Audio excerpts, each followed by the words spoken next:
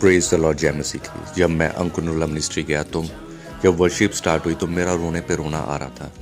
तब तो मेरे को पता नहीं था कि ये ऐसा क्यों हुआ, लेकिन जब मैंने बाइबल स्टडी की, बाइबल में से पढ़ा, तो बाद में चीज़ें पता चली कि ऐसा क्यों हुआ।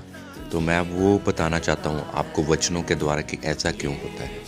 मसीहियत में चर्च में आंसू बहाना अक्सर एक गहरा आध्यात्मिक अनुभव माना जाता है।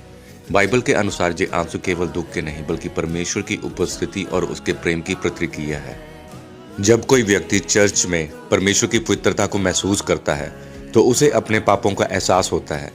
ये पश्चाताप उसे रोने पर मजबूर कर देता है क्योंकि वह परमेश्वर की दया को महसूस करता है।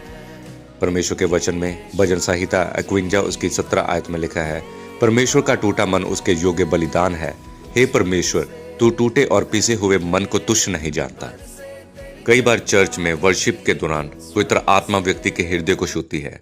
ये अनुभव इतना अद्भुत होता है कि शब्द कम पड़ जाते हैं और भावनाएं आंसुओं के रूप में बाहर आती है।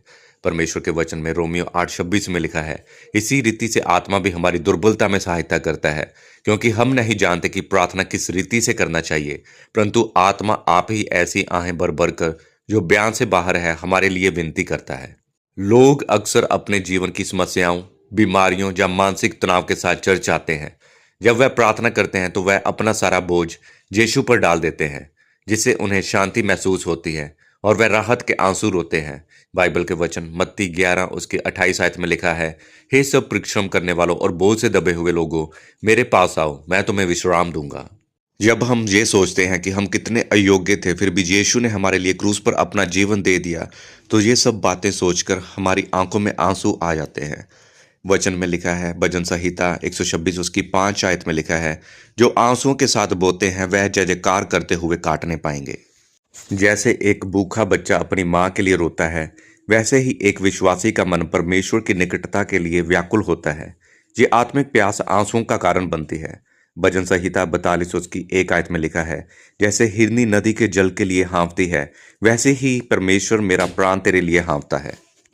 बाइबल हमें बताती है कि परमेश्वर हमारे हर एक आंसू का हिसाब रखता है। भजन संहिता 56 उसकी 8 आयत में लिखा है, तूने मेरे मारे मारे फिरने का हिसाब रखा है, मेरे आंसुओं को अपनी कुप्पी में रख ले। चर्च में रोना कमजोरी की निशानी नहीं बल्कि एक साफ हृदय और परमेश्वर के प्रति समर्पण की निशानी है। खुदा आपको इन वचनों के साथ आशीष दे। आमीन। God bless you.